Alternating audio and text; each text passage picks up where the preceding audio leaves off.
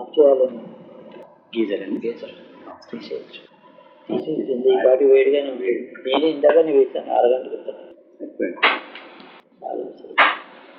గురూజీ మీరు next year కల్లా 75 కల్లా కూర్చుని పోతా అన్నారు. మాకు భయం పుట్టిపోయింది. అంటే నేను దూరపడ కొన్ని యాక్టివిటీస్ వేస్ట్ఫుల్ యాక్టివిటీ తగ్గించని ఉద్దేశం. వ్రతం తీసుకుని నేను ఇవాళ ఇదే కట్టుకుంటాను అది ఇట్లాంటివి నేను ఐ డోంట్ బిలీవ్ ఇన్ అన్నమాట. అది కాదు, మాడిఫికేషన్స్ అన్నీ కూడా మోడరేటర్ తగ్గించేసేసేయడం. ఎందుకు వెళ్ళాలి అంటే ఇప్పుడు నేను వెళ్ళనండి, నేను కాశీ కూడా వెళ్ళను కాదు అర్థం. పెద్ద కాశీ వెళ్ళొచ్చు, ఇప్పుడు మాట సంవత్సరానికి ఒకటే ట్రావెల్. ఇప్పుడు హైదరాబాద్ వెళ్తే వెళ్తాను, ఎన్ని మాటలు సంవత్సరానికి 2 మాటలు. వరంగల్ మాట పెడతాను, బల్స్వాడ ఒక మాట పెడతాను, మొత్తం అప్పుడు 4 ట్రావెల్స్ అయినాయి. ఆ 4 ట్రావెల్స్కి వారం 15 రోజులు పోతుంది, 40 రోజులు. ఇంకో 10 రోజులు కాశీ వెళ్ళానుకోండి మాట. ఎప్పుడైనా సంవత్సరానికి ఒక మాట ఏదైనా వెళ్ళానుకోండి, ఏదైనా 2 ఏళ్ళకు ఈ హిమాలయస్. ఇప్పుడుండే యాక్టివిటీ ఎన్ని ప్రయాణాలు తగ్గించి ఎగ్జామ్ల కోసం నేను ఆ ఊరు వెళ్ళను. ఇప్పుడు రాంచీ వెళ్తాను ఆగస్టులో, నెక్స్ట్ ఇయర్ వెళ్ళను. ఏదో ఈ వనవాసి కళ్యాణ్, వనవాసి జనం కోసం చేతనైనటువంటి వాళ్ళకి ఎగ్జిట్ చేసి అక్కడ చేసి దానికి వాళ్ళకి అప్పుడు దారిపోసి మనమే వాళ్ళకి ప్రసాదం ఇచ్చి వాళ్ళకి మంచి మాటలు చెప్పాలి, వాళ్ళ యోగక్షేమాలు కోరి మన ధర్మం. ఇది తప్ప ఏమీ లేదు నా ఉద్దేశం. మా విషయంలో మాకు సెల్ఫిష్నెస్ ఉంటుంది కాబట్టి మేము ఆ రోజుకి మేము కూడా క్లోజ్ చేసుకుని మా అకౌంట్ ఇక్కడ మీ దగ్గరకు వచ్చేసి మేము లేకుండా మీరే ఉండాలంటే అది కూడా మీరందరూ నాలోనే ఉంటారు. నేను ఎప్పుడు కూడా నేను ఏం చేస్తున్నానో నాలో ఉండే వాళ్ళందరూ అందులో ఆ పని చేస్తున్నట్టే. నేను ఈశ్వర ధ్యానం చేస్తున్నానంటే మీరు గాఢ నిద్రలో ఉన్నా, మీరు నాలో ఉండింది నా ఈశ్వర ధ్యానంలో మీరు ఉన్న భాగస్వాములు అయినట్టే. ఎందుకంటే మీ పని మీరు చేసుకోండి, ఇంకేం చేతనైన విధంగా మీరు శివనామం చేసుకోండి అని ఏదో మామూలు మాటలు నేను చెప్తానంటే మిమ్మల్ని నా లోపల ధారణ చేయడం నాకు చేతనం నేను చేస్తాను. ఈశ్వరుడికి ఏమో ప్రతిపత్తితో నమస్కరించడం, వాళ్ళు చేసినా చేయకపోయినా వాళ్ళ కోసం నేను చేస్తాను, అనుగ్రహించు. ఇది ఇచ్చే దాతృత్వం గొప్పది కాబట్టి వాడిని అడిగితే అతడు ఇస్తాడు కదా. ఇంకోటి గొప్ప క్వాలిఫికేషన్ ఏంటంటే కోరుతున్నారు జ్ఞానాన్ని, అనుగ్రహం కోరుతున్నారు. నెగిటివ్ థింగ్స్ మనసులో రావు, చేస్తే సత్కార్యం చేస్తారు లేకపోతే లేదు. ఇంకేం కావాలి మనిషికి? ఇంకా తపస్సు అనేదా? ఈ యుగంలో ఈ వాతావరణంలో తపస్సులు చేసేటువంటి కాలం కాదు కదా. నీ చేతనైన తపస్సు అంటే ఇంతే. ఉన్నదేదో కష్టార్జితం దానం ధర్మం పంచి పెడుతున్నారు, బాగానే ఉంది. సింపుల్, ఎలాంటి వ్యసనాలు లేవు, తాగుడా లేకపోతే భోగాల లేకపోతే మధ్య మాంసాల ఏమీ లేని సత్వగుణ జీవనం, సాత్విక జీవనాన్ని జీవిస్తూ శాంతిని కోరుతూ ఈశ్వరుని కోరడం అంటే ఇంతకన్నా ఏమిటి తపస్సు? ఈ యుగంలో ఏం చేయమంటావయ్యా నువ్వు అన్నాడు. ఏమో చాలు అంటున్నాడు ఆయన. నా అంతఃకరణకి అదే చాలు. కాబట్టి నేనేదో చేస్తాను, మీరు పరిపించాలి, నా లోపల ఉంటారు. రాత్రి నేను తెలిపోయి నా లోపలే ఉంటాను. నా ఇద్దరికి కావాల్సింది మీ వాక్కు, మీ అనుసరణ, మీ అంతఃకరణ, మీ దృక్కు. మీరు ఎలా ఎంజాయ్ చేస్తున్నారో అలా ఎంజాయ్ చేయాలని గురువు గారు మీరు రాత్రి చెప్పారు కదా. ఈ సృష్టి ఎంత ఆనందమైంది, ఎంత ఆనందం. కానీ మేము ఒక్కొక్కసారి ఆనందపడుతున్నాం అనుకో, ఇదివరకులాగా లేమనుకోండి, ఆనందపడుతున్నా కూడా అక్కడక్కడ ఇంకా లోతుకు పెడితే ఇంకా అది ఆనందమే. అంత విచిత్రం అంత గురువే అది. అప్పుడు మొత్తం మేము ఆబ్సెంట్ అయిపోయి మీరు టోటల్ ప్రజెంట్ అయిపోవాలి ఆ టైంకి. అప్పుడే ఇంకా 2 ఏళ్ళ టైం ఉంది, సంవత్సరంన్నర టైం ఉంది కాబట్టి. కానీ ఇప్పుడు కూడా ఈ భౌతికమైనటువంటి ఇలాంటి ఉదాహరణకి నేను కనుక నేను ఒక చోట నిర్ణయం తీసుకుని నేను ఎక్కడికి రాను అని చెప్పితే తప్ప ఈ లౌకిక జీవనంలో నాకు ఉండే డిస్టర్బెన్స్ నాకు తప్పదు. వాళ్ళు చేసేవన్నీ మంచి పనులే, నేను విమర్శించడానికి అది ఇంప్రూవ్మెంట్ ది క్వాలిటీ కోసం విమర్శిస్తుంటే మనలో మనం విమర్శించుకుంటున్నాం, కానీ దాన్ని ఆమోదించకపోవడం కాదు. పండితుని గౌరవించాల్సింది, స్తోత్రం చేసి మనిషిని ఉపకారం చేయటం లేదు మీరు అని. అంతే. అతిగా స్తోత్రం చేయడం వల్ల మనిషికి ఆయుక్షీణం అవుతుంది, అది మంచిది కాదేమో అని భయం. మనం వాళ్ళని ఎక్కువ స్తోత్రం ఎందుకు చేయమంటే అతని పుణ్యానికి క్షీణం అయిపోతుంది. అది ఏంటంటే ఆశించిన వారు స్తోత్రం చేయాలి. మిమ్మల్ని స్తోత్రం చేసేటప్పుడు మీ దగ్గర నుంచి నాకేం రాదు అని అంటే మీలో వీక్నెస్ ఏదో నేను గ్రహించి స్తోత్రం చేసి నా జేబు నింపుకుని పెడతాను. ఆ స్తోత్రం చేసేవాడు ఆ విధంగా దొంగ, తస్కరం వాడు చేసేది. వాళ్ళకి అలా కాకుండా యోగ్యతని గుర్తించి యోగ్యతని స్తోత్రం చేశాను. ఆ వ్యక్తి ఇంత మనం సన్మానం చేసాం. ఉదాహరణకి నేను, అయ్యా ఇంత చేశారు మీరు, మేము ఇదిగో మేము గౌరవిస్తున్నాం, మా జాతీయం ఇస్తున్నాం ₹1 మీరు స్వీకరించండి, కానీ మీకు ఒక చిన్న కోరిక ఉంది మాది, ఈ విద్యను ప్రచారం చేయండి, మీరు అది చేయండి, ఇది చేయండి అని స్తోత్రం చేసినప్పుడు రాజుని స్తోత్రం చేసిన తర్వాత నాకు ఒకటి భోజనం పెట్టవయా అని అడుగుతాడు బ్రాహ్మడు. లేదా తీసిన కృతజ్ఞత ఉంటుంది, ప్రచారం చేయాలి. శిల్పి వచ్చాడు మీ దగ్గరికి, గొప్పవాడు, ఒక స్కూల్ పెట్టి 10 మందిని నువ్వు తయారు చేయమంటే నేను అన్నాను, నా ఉద్దేశం అట్లాగే ఉండాలి. అది నువ్వు చాలా గొప్పవాడి, పద్మవిభూషణ్, నువ్వు ఒక స్కూల్ పెట్టి ఒక 10 మంది నీలాంటి వాళ్ళని, అతను నచ్చిందన్నమాట. అసలు నాకెంత హాయిగా ఉంది. అందుకే నేర్చుకోవాలి కదా, 10 మంది విద్యను చేయాలి కదా. అతను అన్నాడు 80 లక్షలు అవుతుంది దేవాలయం. 80 కాదు, 8 కూడా నా దగ్గర లేదు, చిన్న ఆలయం నేను కడతాను. మహాలక్ష్మికి ఒక కొబ్బరాకులతో స్తంభాలు కట్టి తాటాకుతో పందిరేసి మామిడాకులు కడితే 3 రకాల ఆకులతో అమ్మవారికి ఆలయం అవుతుంది. నాకు తెలుసు, నాకు మార్బుల్ ప్యాలెస్ కట్టలేదు, నేను రాను అన్నది అమ్మవారు.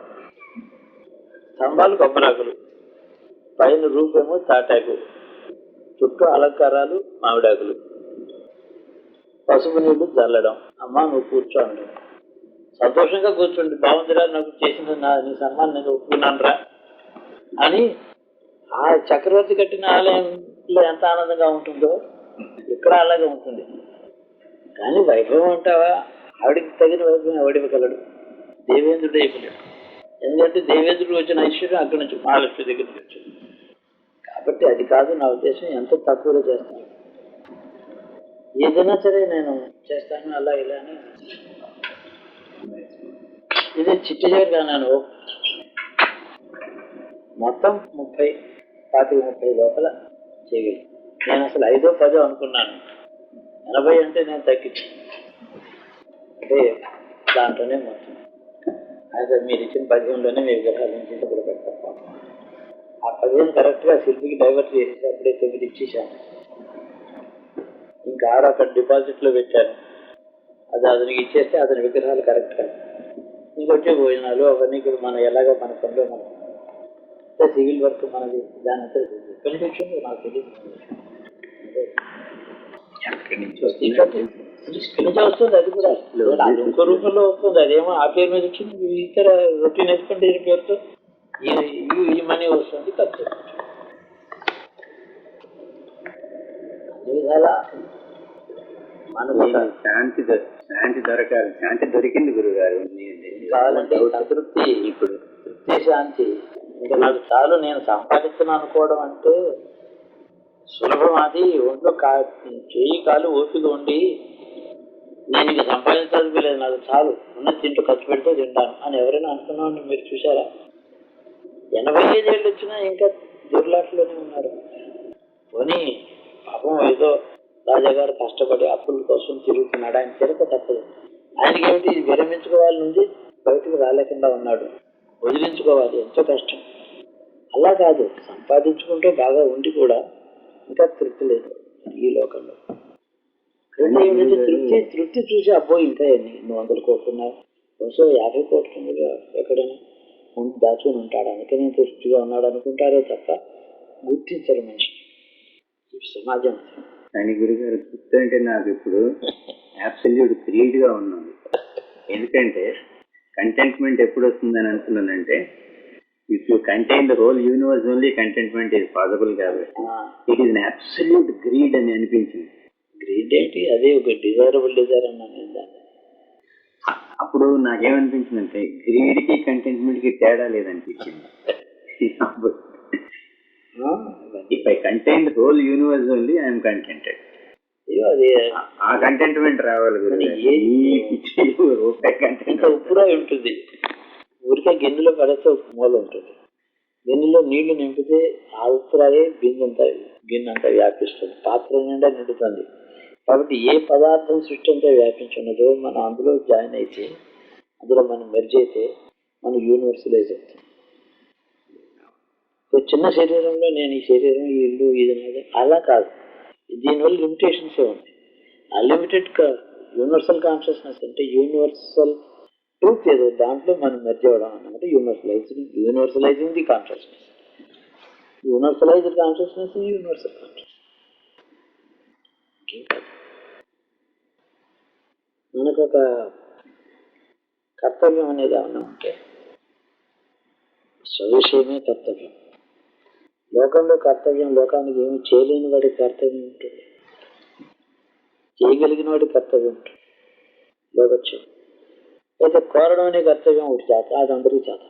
చేత నేను పని చేయరు, రోజు చేత నేను ఏ కాస్త చేస్తాము. రుణం ఉంటే ఆ రూపాయి అందరు పంచిపెట్టారు. మనం తినగా మిగిలింది నేను తినకుండా పెట్టగలిగినటువంటిది మహాత్యాగం. అది అవసరం లేదు.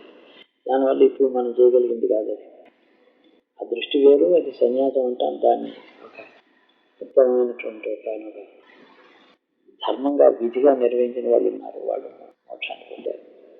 అది వేరు. మాకు ఇప్పుడు చాలా ఒక deep and intensive and profound desire ఉంది ఇద్దరికి గురుగారు. అది లైఫ్ లో మీలాగా ఎంజాయ్ చేయాలి. తప్పకుండా మీరు ఎంజాయ్ చేయాలి, మా ఎంజాయ్మెంట్ కాదు. మేము తిరగటం, మేము చూడటం, డబ్బులు తీసి ఆనందపడటం, పోతే ఏడటం అవి కాదు. మీరు ఎంజాయ్ చేసినట్టు ఎంజాయ్ చేయాలి. అది కోరికే కోరుతున్నాను గురుగారు. ఇవాళ మిమ్మల్ని కోరాల్సింది అది అనుకున్నాను. ఇంకా నేను నా విషయం మెటీరియల్ గా చూడండి. నా దగ్గర ఉండేది ఏదో నా ప్రోగ్రాం ప్రకారం ఖర్చు పెట్టాను, దానం చేశాను అంతలోనే అందరికీ. ఎప్పుడు ఎవరు వచ్చినా నా ప్రయాణాలు, నా కంఫర్టబుల్ జర్నీస్ నేను చేసుకుంటూ అనవసరపు ఎక్స్పెండిచర్ మాత్రం. ఇవాళ చల్లగా ఉంది కదా, ఇది నవంబరు, ఇప్పుడు ఏసీ అక్కర్లేదు, లేదు మామూలుగా పెడదాం. ఇది సమ్మర్ కాబట్టి ఇది ఏసీలో పెడదాం. ఇలాగే జాగ్రత్తలు కార్లు అనుకున్నా తిరుగుతున్నాను.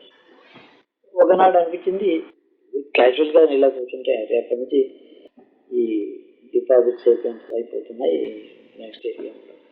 ఎవరన్నా వచ్చి అడిగితే కొన్ని ఆలోచించాలి, అది లిక్విడేట్ చేయాలి, ఇలా ఆలోచిస్తున్నాను. ఆ రోజు నుంచి ఇక్కడ ఇంకొక ట్యాప్ ఓపెన్ అయింది. దానివల్ల పూర్వం ఎలా జరిగిందో ఇప్పుడు అలాగే యథావిధిగా జరుగుతున్నాను. లేకపోతే నా కాదంతా 99 మార్చితో అయిపోయింది. తర్వాత నా దగ్గర ఏముండదు. ఎందుకుంటాను, ఉన్నంతకాలం చేసాను. తర్వాత లేకపోతే విచారం ఏంటి, నేను హాయిగానే ఉంటాను కానీ ఉండగలను. కానీ అలా కాదు కదా. భగవంతుడు ఏం చేస్తున్నారంటే నీ దగ్గరికి వస్తూనే ఉంటారు. ఇక్కడ నుంచి అది ఏదో జరుగుతుందో. నాకేం పెద్ద సంకల్పం ఇలా జరగాలని కోరి నా సంకల్పమే లేదు. పూర్వం అంటే ఇదో విధంగా అది మీ అంతఃకరణ బట్టి కానీ గురుగారు. మేము ఎప్పుడు ఇది లిమిజోన్లో వెళ్ళలేదు. కాళ్ళ దగ్గరకు తీసుకొచ్చి గురువు గారిని లిమిజోన్లో తీసుకెళ్ళాలి, ఎయిర్పోర్ట్ $800 $80 ఎందుకు ఎక్కడ $80 అట్లా వస్తుంది. నేను అనుకుంటాను ఎవడో తీసుకొచ్చి ఫెరారీ తీసుకొచ్చి ఇందులో ఎక్కండి 3 కోట్లది చూడండి గురుగారు, ఒకసారి నడిపి చూడండి అంటాడు.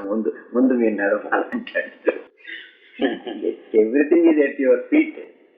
ఈ లోకానికి not in your locker or bank bag. Everything is at your feet because you don't need. అది అసలు కళ్ళకు కనపడుతుంది. కోరికకి నెరవేరడం మొదలెడితే అంత ఉండదు. కోరని వాడికి ఏదొచ్చినా తృప్తి, రాకపోయినా తృప్తి. కాబట్టి అన్నిటి కూడా బంధనం, కోరికే బంధనం అవుతుంది. కోరిక లేని వాడికి ఏది రాకపోతే అది రాలేదని మాటే రాదు కదా. ఒకవేళ ఏదైనా వస్తే అది బోనస్. అది ఇస్తున్నాకంటే కోరిక లేని వాడికి. కాబట్టి మన సుఖం, ఆత్మసుఖం అంతా కోరిక లేకపోవడంలోనే ఉంటుంది. లోకక్షేమం కోరడంలో నేను చాకరణ చేశాను. ఇది మనకి సాత్వికమైన జీవన విధానం. ఈ సాత్విక జీవనం ఎందుకు తపస్సు చేశారండి వాళ్ళు? అరణ్యాల్లో కూర్చొని విశ్రాంతుడు యజ్ఞం ఎందుకు చేశాడు? ఆయన ఏం పని? విశ్రాంతి యజ్ఞం చేయాల్సిన పని ఉంటే ఆయనకి ఏం కోరిక ఉంది? ఏంటి?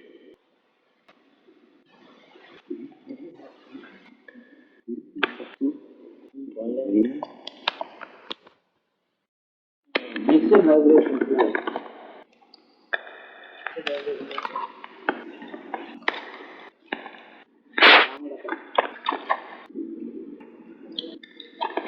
ఉండడం ఒక విపత్తు, ఆ తర్వాత తద్వారా లోక కళ్యాణప్రదమైన రాక్షస సంహారం పెద్ద ఉద్యమం బయలుదేరడం. చేతనాడు ఎక్కువపోతే మిగతా ఆ లోక గంటుకులు అనేక లక్షలాది రాక్షసులు, రావణాదుడు రావణుడు భక్తులు భూమి నిండిపోయి ఉండేవారు. ప్లేస్ ఏదో సజెస్ట్ చేశారు, ఏదో చూసి సజెస్ట్ చేస్తారు. భరద్వాజుడు పంచవటి అనే చోటు ఉంది, అక్కడ చాలా పుణ్య గొప్ప క్షేత్రం ఉంది.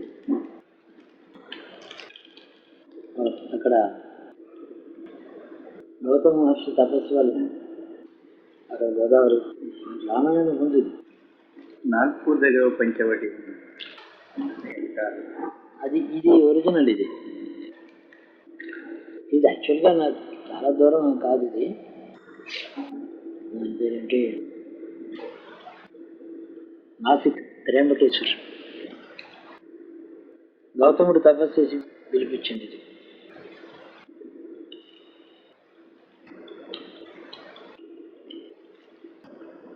ఒక ద్రౌపదికి అవమానం జరిగింది. ఎంతోమంది చెడ్డవాళ్ళు సంహారానికి కారణమైంది.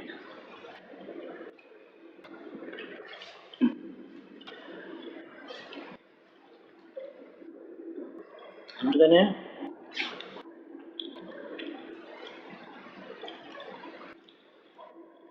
సాక్షాత్ భగవంతుడే వచ్చి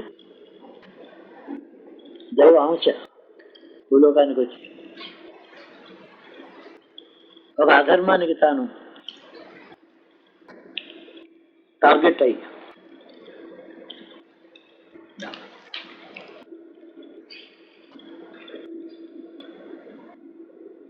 ధర్మానికి తానే టార్గెట్ అవ్వడం, అధర్మానికి ఆ కారణంతో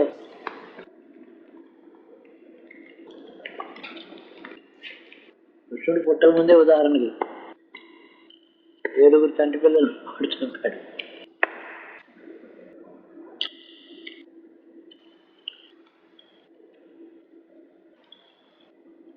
అంతకుముందు కూడా చూస్తే శిశువుల్ని చంపి కంసుడు చాలా పాపం చేశాడు. లేకపోతే వాడు పూర్వజన్మ తపస్సు పెద్దది, అది తప్పని వాడిని మృత్యువాత పడనివ్వదు. వాడు నాశనానికి ముందుగా వాడి తపస్సు అంతా కరిగిపోవాలి, క్షీణించిపోవాలి. తపస్సు క్షీణించడానికి భోగం వల్ల, పాపం వల్ల, అప్పుడు తపస్సులు పోతాయి. తపస్సు పుణ్యం అన్నీ హరించచ్చు. ఒక పాపం, ప్రకృష్టమైన పాపం తక్షణం మొత్తం తపస్సు జయిస్తు.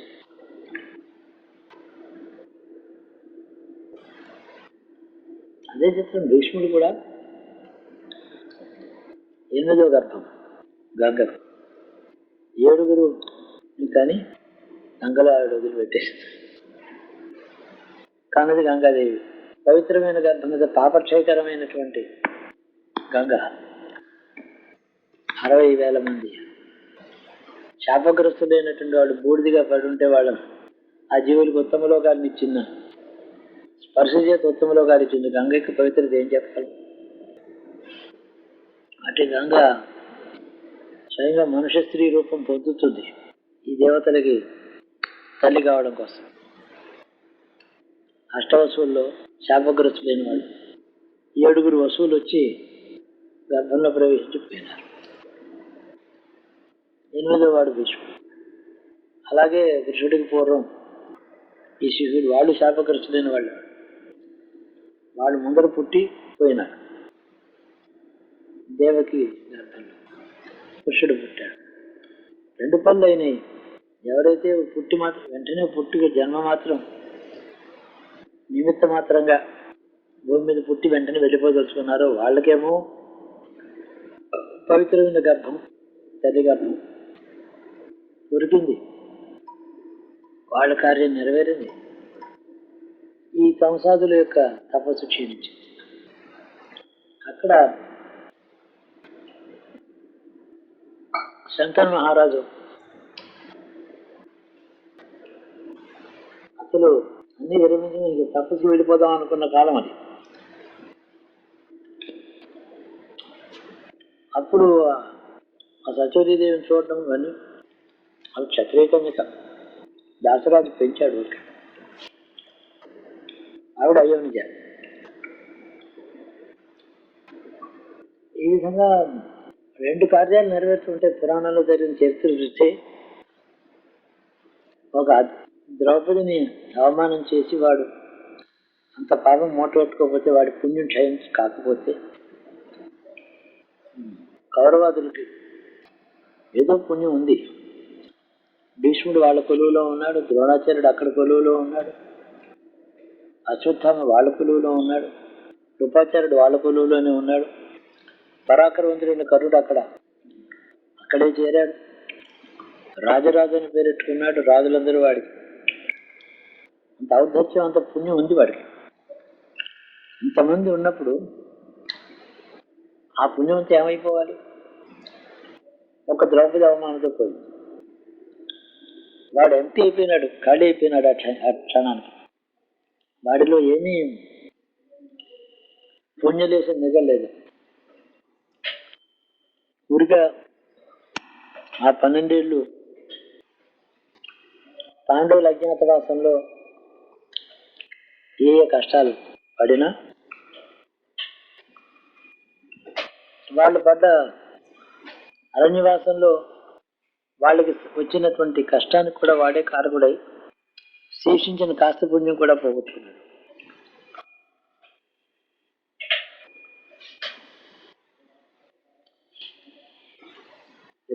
లేదు. అందువల్ల మనుషుల్లో పురాణంలో ప్రతి గాథ కూడా మనుషుల యొక్క పుణ్యం, పాపం 2 శక్తులు ఉన్నాయి.